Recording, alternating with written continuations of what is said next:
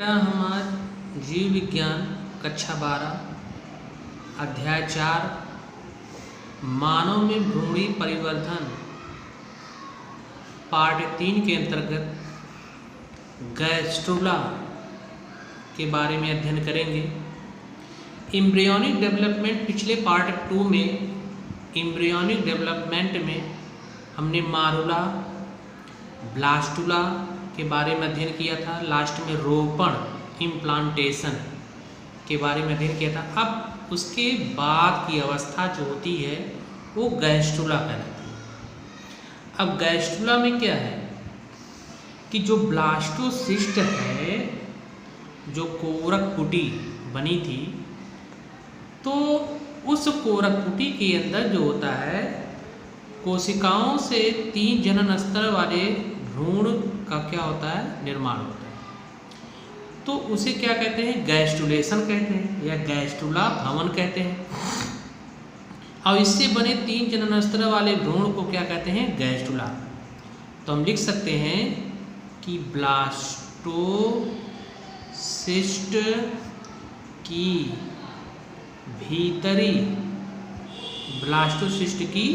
भीतरी कोशिका।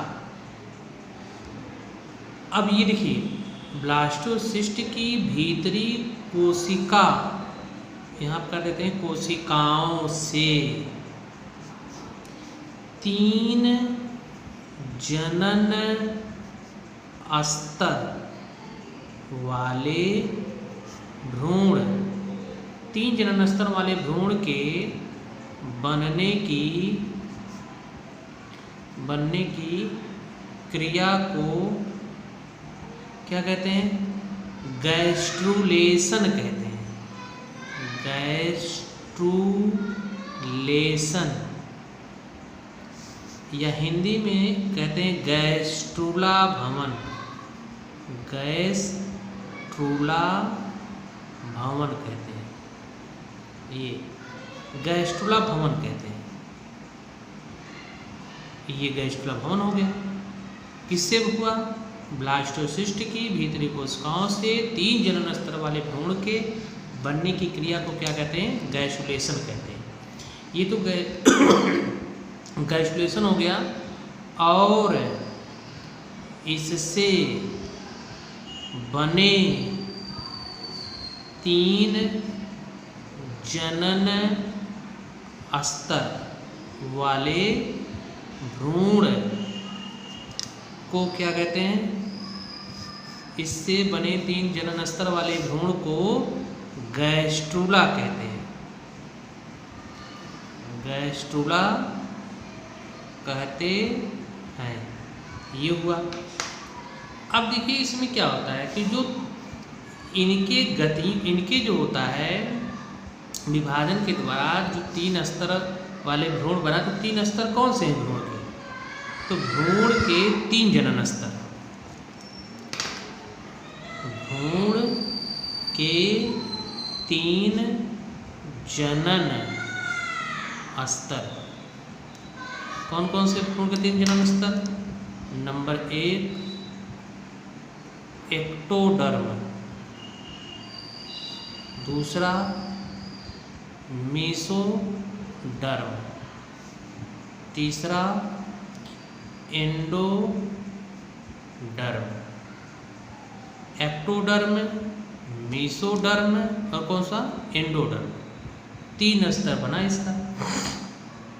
अब यही जो होता है गैस्ट्रुला में, तीनों जो जनन स्तर के बनते समय भ्रूण में क्या होते हैं, परिवर्तन होते हैं। भाई जब ब्लास्टुला से जब गैस्ट्रुला हुआ, गैस्ट्रुला में 3 जो होता है जब जनन स्तर बन गए, तो जनन स्तर के बनने के समय क्या होता है, भ्रूण की संरचना में भी क्या होते हैं, परिवर्तन होते हैं।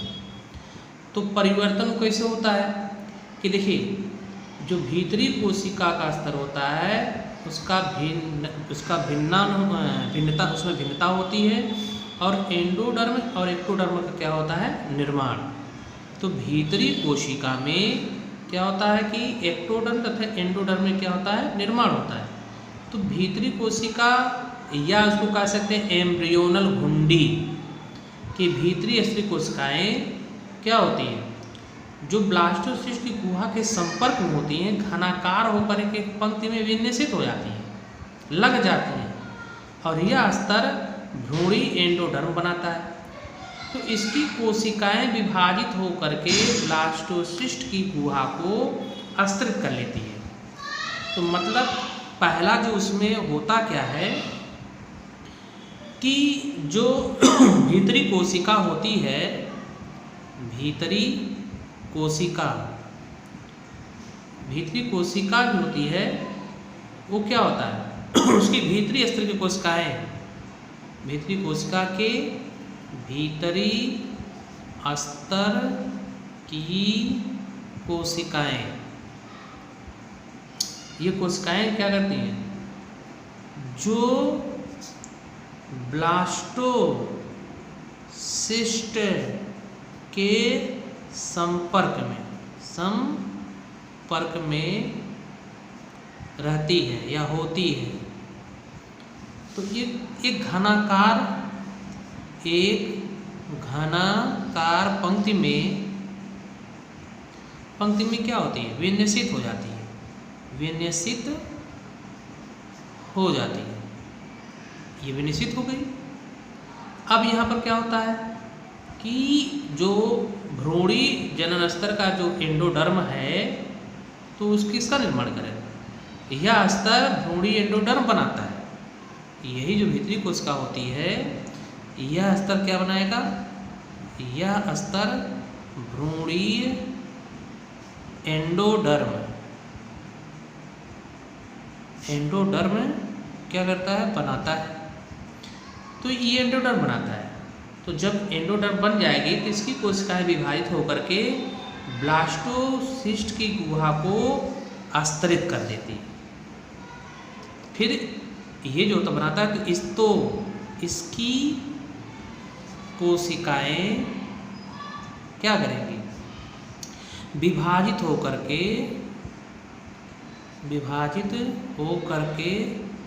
क्या करेंगी, ब्लास्टोसिस्ट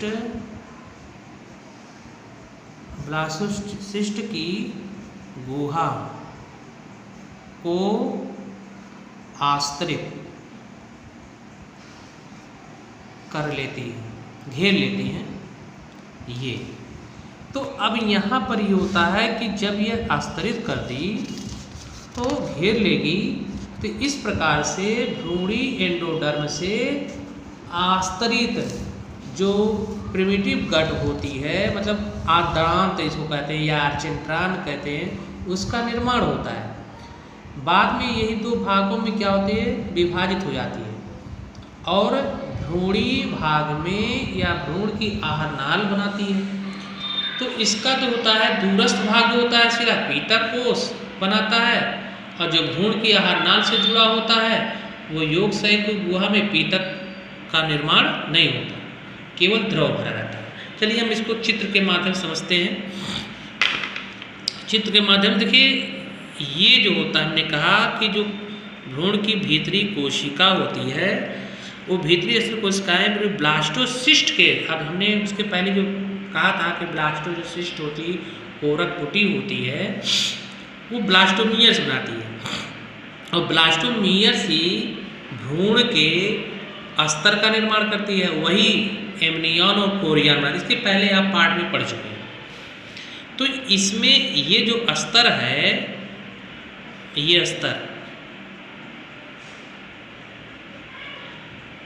अस्तर है। अब इसमें ये जो होता है ब्लास्टोसिस्ट था ही। अब ब्लास्टोसिस्ट में क्या होता है कि देखिए, इसको कहते हैं ट्रोफोब्लास्ट।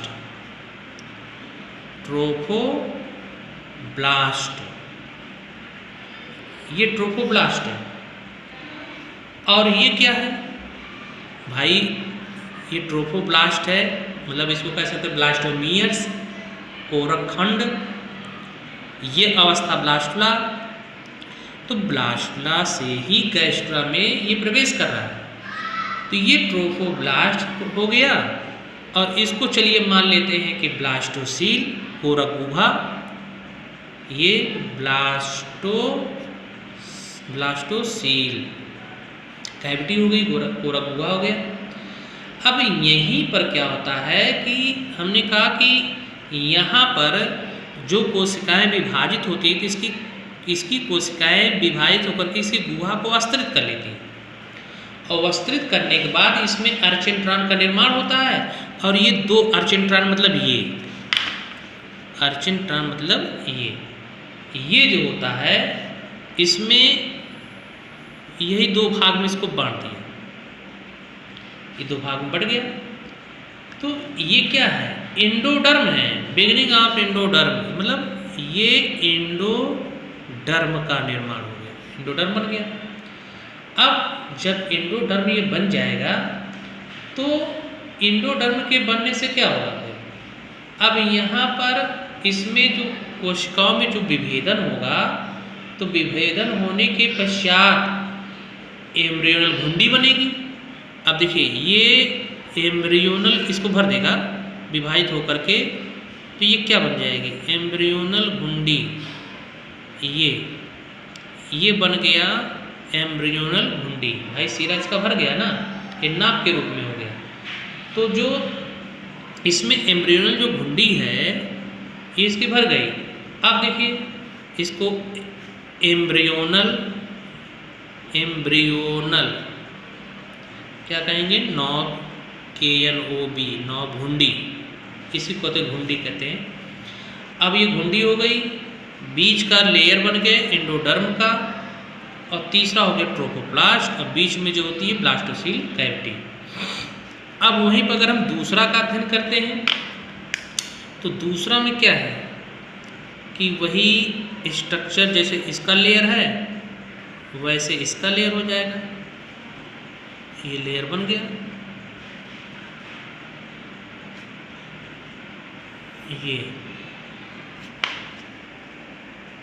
ये लेयर इसका हो गया।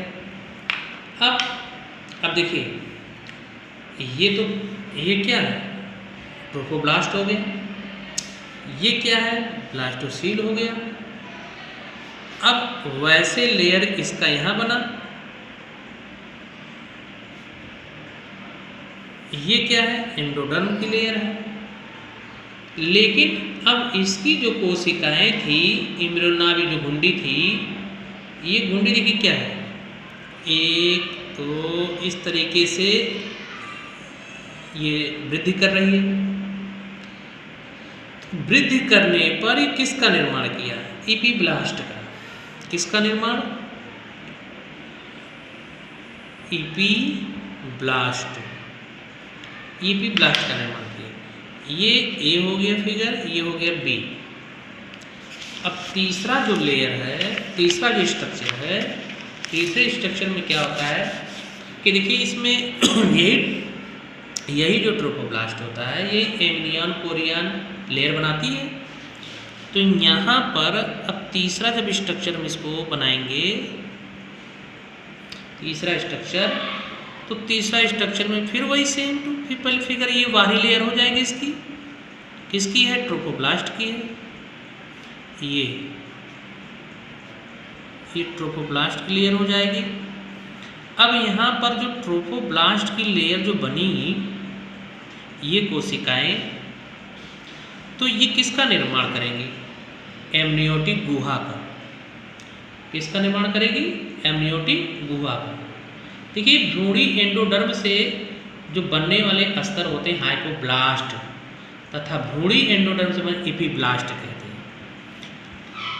आज समझ में आ गई। जो फिर से कह देते हैं कि भ्रूणी एंडोडर्म वाले अस्तर को हाइपोब्लास्ट, यहाँ लिख देते हैं भ्रूणीय एंडोडर्म, भ्रूणीय एंडोडर्म वाले अस्तर, भ्रूणी एंडोडर्म वाले अस्तर को हाइपोब्लास्ट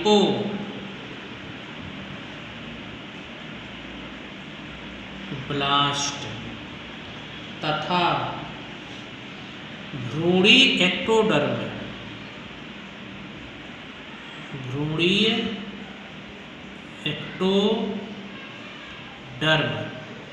वाले स्तर।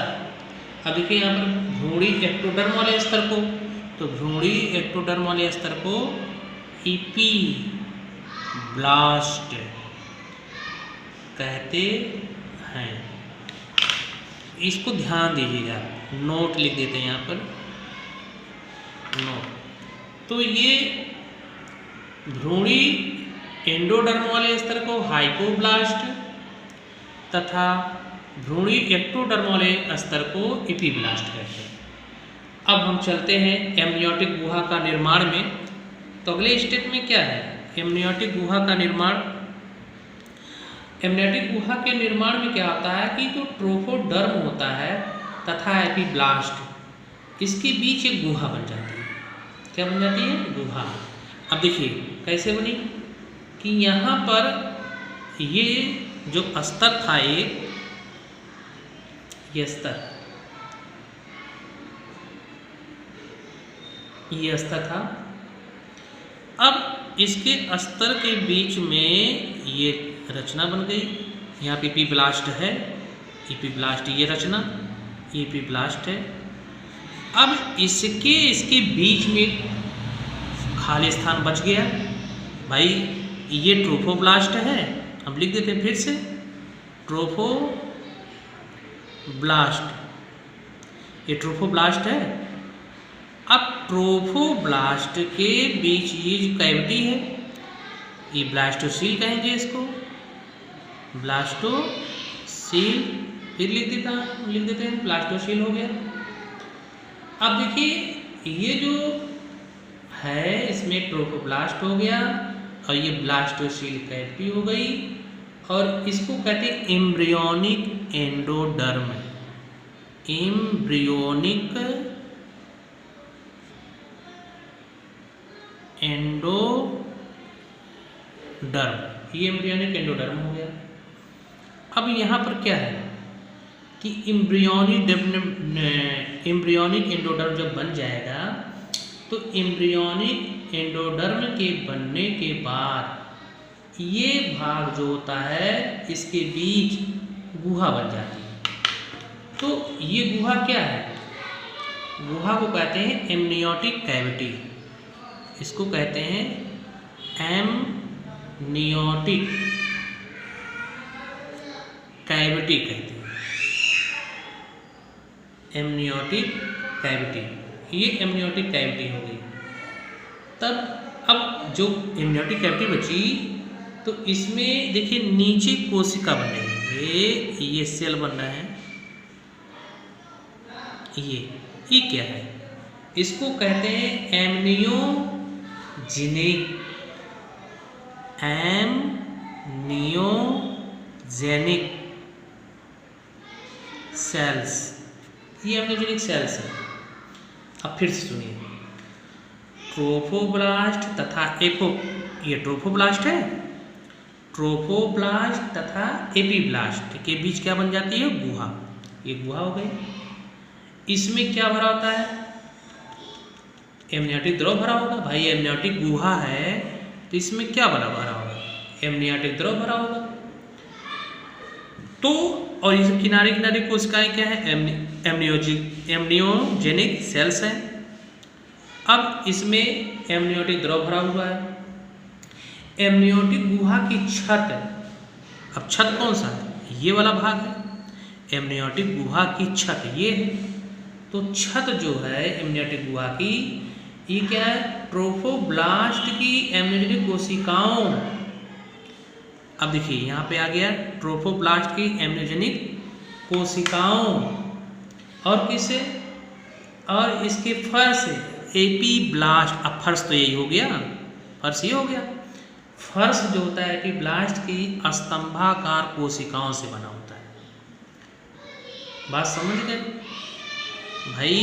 ये जो होता है इसका ये लेयर एम्ब्रियोनिक एक्टोडर्म था, और ये जो होती है ट्रोफोब्लास्ट है, ये ट्रोफोब्लास्ट है।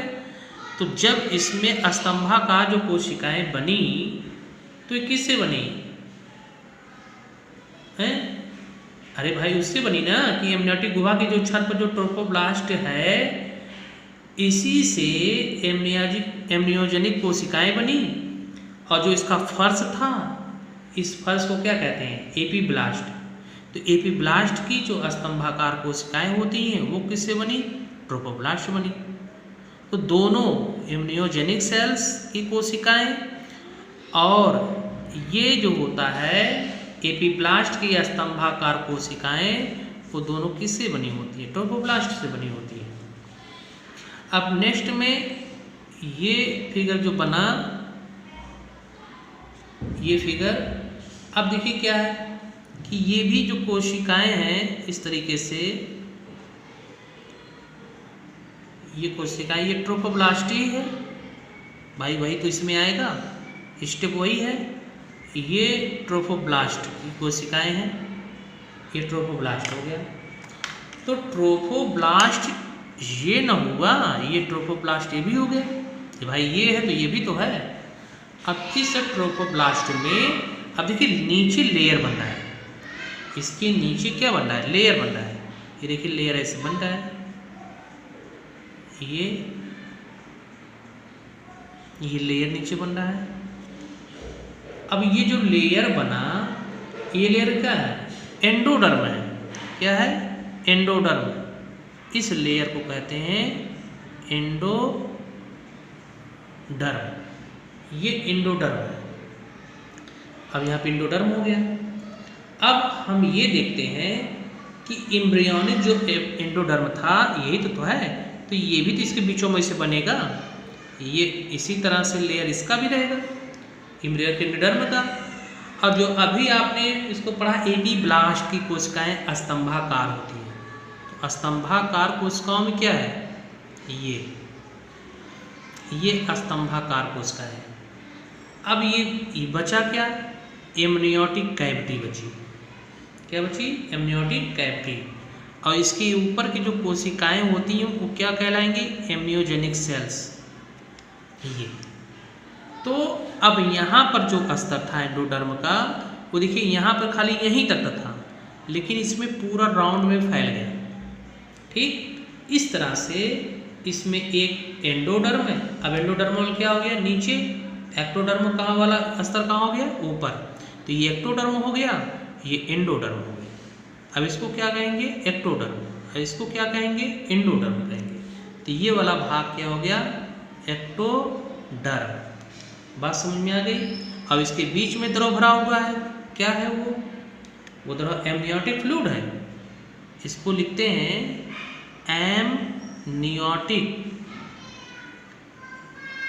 फ्लूइड। एमनियोटिक फ्लूइड भरा हुआ है ये। ठीक, एमनियोटिक फ्लूइड भरा हुआ। इस तरह से एंडोडर्म तथा एक्टोडर्म भ्रूण स्तरों का क्या होता है? निर्माण होता है। अब हम नेक्स्ट में आगे चलते हैं आगे कि देखिए अभी तक तो एमनियोटिक गुहा बनी, दूसरा होता है भ्रूणीय बिंब का निर्माण। तीसरा भाई, पहला तो ये था, पहला क्या था उसमें? पहला किसका निर्माण हुआ? पहला निर्माण हुआ ब्लास्टोसिस्ट की जो गैस्कुलर लेयर थी उसके अस्तर का निर्माण हुआ था। तो गैस्कुला में जो उसके अस्तर का जो निर्माण हुआ, वो निर्माण कौन सा था? 3 जनन स्तरों का। कई जनन स्तरों को? 3 जनन। तो 3 जनन स्तर एक्टो मीसो इंडो था। तो एंडोडर्म और एक्टोडर्म, पहला किसका निर्माण हुआ था? एंडोडर्म और एक्टोडर्म। तो ये एंडोडर्म और एक्टोडर्म का निर्माण हुआ। ठीक, दूसरे में क्या हुआ? एमनियोटिक गुहा का निर्माण हुआ। एंडोडर्म और एक्टोडर्म का निर्माण, ये पहला हो गया, पहला। दूसरा क्या होता है? एमनियोटिक गुहा का निर्माण। एमनियोटिक गुहा का निर्माण। तो एमनियोटिक गुहा का निर्माण ये है, इसमें अभी मैं बताया ही। दूसरा है एमनियोटिक कैविटी का निर्माण, एमनियोटिक गुहा का निर्माण। तो एमनियोटिक गुहा में हमने कहा था कि ट्रोफोडर्म, क्या है? ट्रोफोडर्म। तो ट्रोफोडर्म तथा इपीब्लास्ट, इपीब्लास्ट के बीच जो होता है क्या बन जाती है? गुहा बन जाती है। तो ये गुहा बन गई। तो इसी गुहा को क्या कहते हैं? इसी गुहा को एमनियोटिक कैविटी कहते हैं। इसी एमनियोटिक कैविटी कहते हैं। और इसी में क्या भरा होता है? द्रव भरा होता है। इसमें एमनियोटिक क्या भरा होता है? फ्लूइड, ये फ्लूइड भरा होता है। ठीक। अब देखिए, और जो इसमें एमनियोटिक जो फ्लूइड भरा हुआ है, तो एमनियोटिक गुहा की छत ट्रोफोब्लास्ट की एमनियोजेनिक कोशिकाओं से तथा उसका फर्श एपीब्लास्ट की स्तंभाकार कोशिकाओं से बनी होती है। तो कहने का मतलब है कि इसमें एमनियोटिक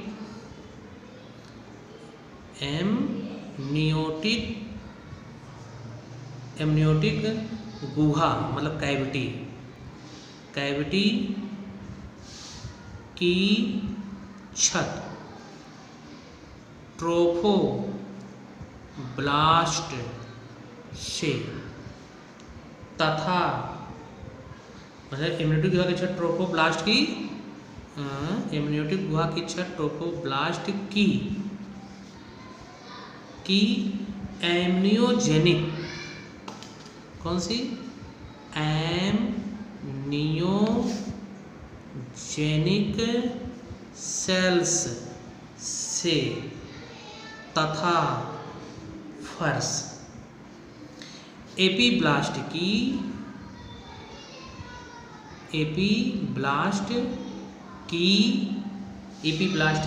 स्तंभाकार कोशिकाओं को बना होता है।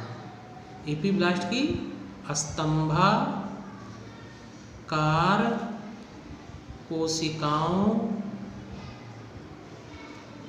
कोशिकाओं का बना होता है। तो ये हो गया। तो हमने ये चीज़ पीछे जो पन्ने में बताया था कि देखिए ये एमनियोजेनिक सेल्स हैं, ये वाला भाग। अब एमनियोजेनिक सेल्स जो होती हैं विभाजन की, तो अब इसका जो होता है कैविटी का निर्माण एमनियोजेनिक सेल्स के, फर्श का निर्माण कौन किया? फर्श का निर्माण एपीब्लास्ट। ये एपीब्लास्ट की कोशिकाएं होती हैं जो फर्श का निर्माण करती हैं। तो अब इसमें वही चीज़, अब तीसरा होता है, ये दूसरा था, अब तीसरा में क्या होता है? भ्रूणीय बिंब का निर्माण। भ्रूणीय बिंब का निर्माण, ये भ्रूणीय बिंब का निर्माण हो गया। वो भ्रूणीय बिंब में क्या है? जो एम्ब्रियोनल घुंडी है, एम्ब्रियोनल घुंडी में एक्टोडर्म और एंडोडर्म का विभेदन होने पर द्विस्तरीय भ्रूणीय बिंब का क्या होता है? निर्माण होता है। एम्ब्रियोनल, तो इसको लिखते हैं एम्ब्रियोनल नॉब में एक्टोडर्म तथा एंडोडर्म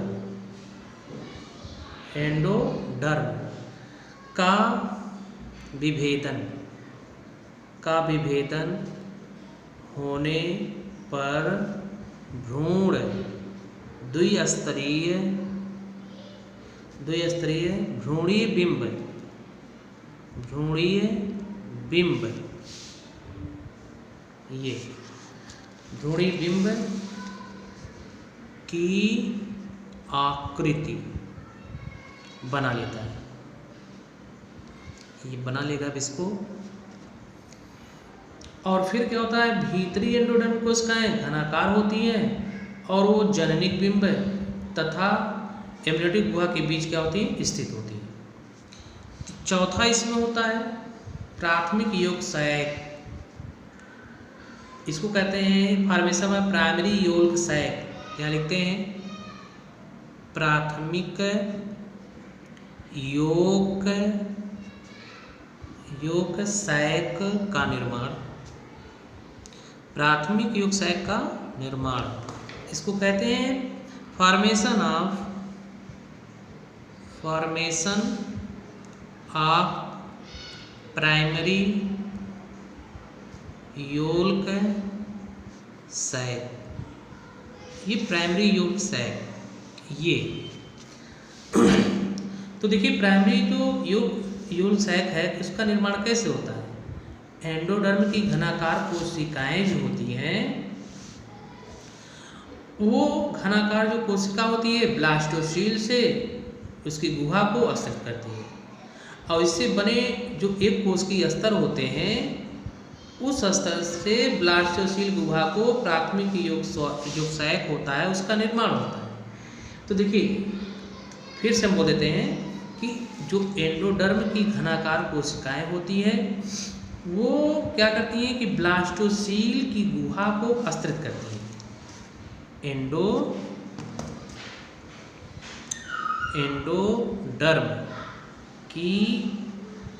एंडोडर्म क्या है, बाहरी स्तर था, एक एक्टोडर्म है एक एंडोडर्म, एंडोडर्म उस अंदर है, एक्टोडर्म कहाँ है, बाहर। तो एक्टोडर्म की घनाकार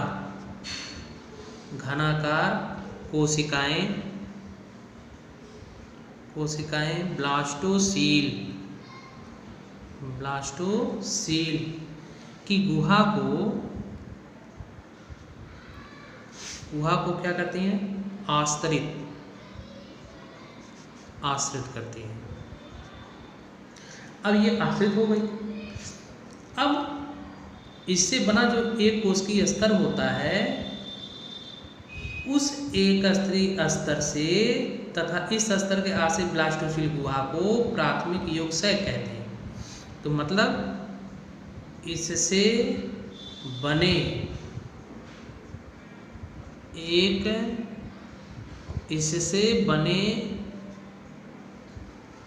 कोशिकीय स्तर को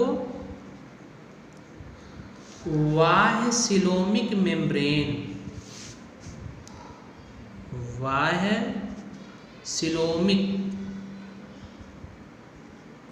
सिलोमिक झिल्ली, या इसको कहते हैं बाह्य सिलोमिक झिल्ली, मेम्ब्रेन माने झिल्ली होती है, झिल्ली तथा इस स्तर से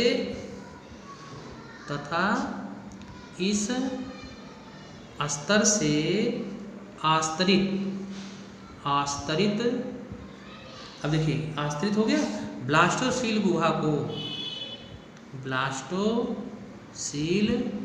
गुहा को क्या कहते हैं, प्राथमिक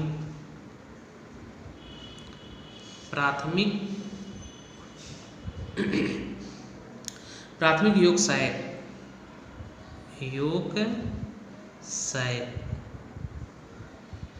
कहते हैं। ये हो गया। अब पांचवा जो होता है, पांचवा क्या है, प्रिमिटिव स्ट्रीक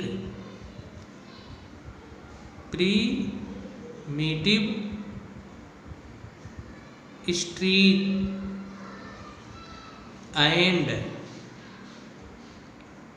क्या होता है, कार्डा मेसोडर्म।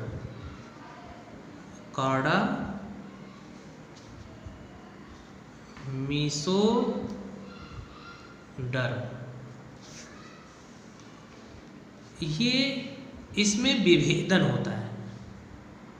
तो देखिए विभेदन में क्या होता है कि जब भ्रूणी विकास का तीसरा सप्ताह होता है तो तीसरे सप्ताह में क्या होता है, जननिक बिंब के मध्य एक सक्रिय खांच बनती है। अब देखिए जो सक्रिय खांच यहाँ पे बनी थी, ये सक्रिय खांच है, एक सक्रिय खांच बनती है।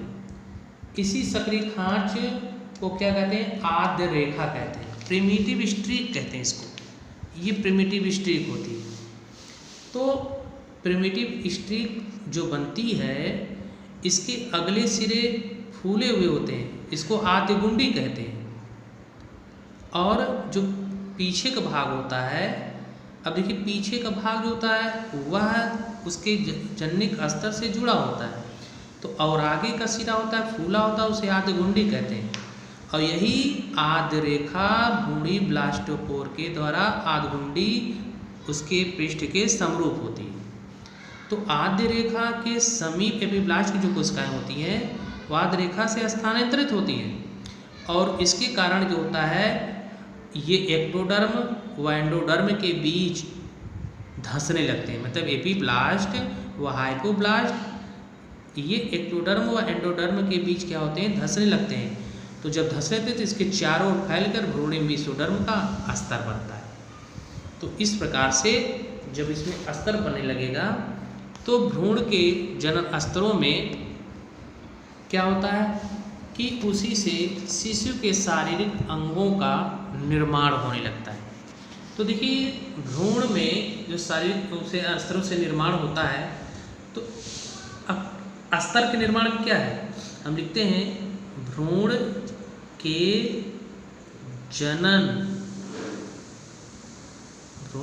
जनन अस्तर से निर्मित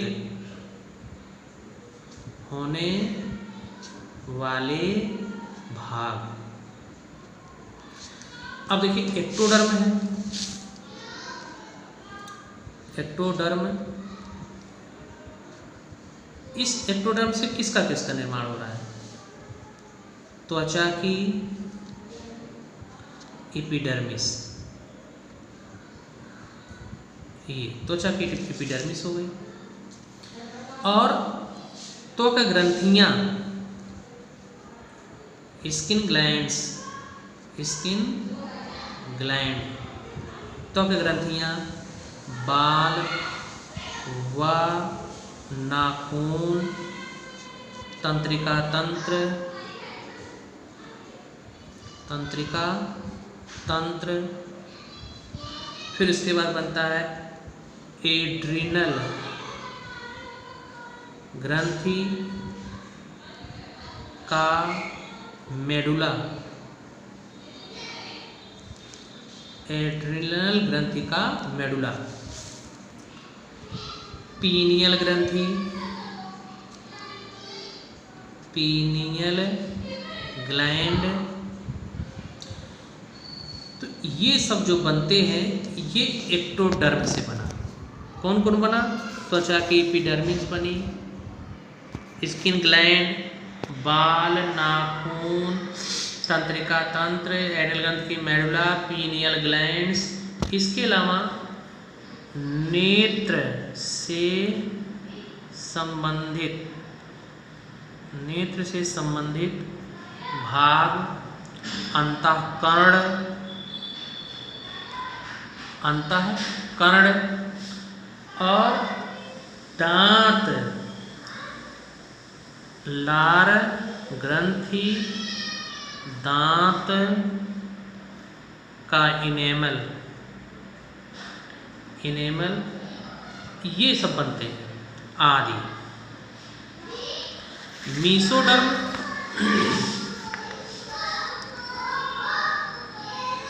मीसोडर्म से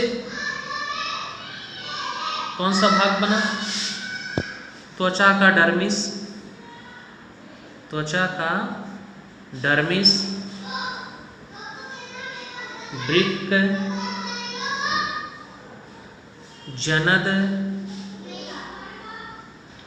पेशियां,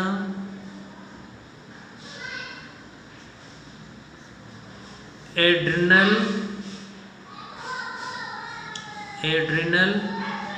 का कॉर्टेक्स, ये भी भाग बना।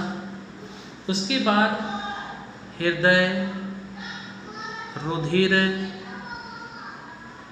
वाहिनियाँ, रुधिर वाहिनियाँ। इसके अलावा नोटोकार्ड तथा अंतःकंकाल, नोटोकार्ड तथा अंतः कंकाल आदि, ये बना। अब एंडोडर्म से क्या क्या बना?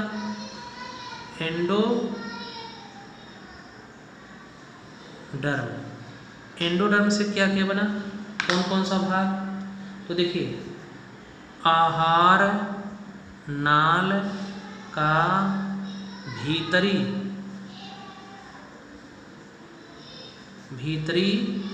श्लेष्मा अस्तर, आहार नाल का भीतरी श्लेष्मा अस्तर, और पाचन ग्रंथियां यकृत, आग्नेयाशय या पैनक्रियास,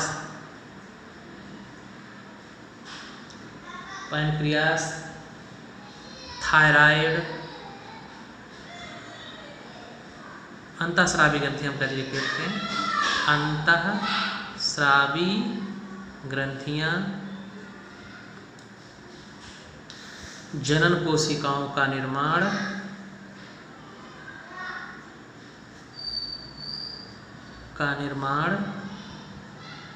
आदि। तो ये होते हैं, इससे जो होता है इन स्तरों से इन अंगों का निर्माण होता है, और फिर गैस्ट्रुएशन के बाद एक शिशु का निर्माण होता है जो बाद में जन्म लेता है। धन्यवाद।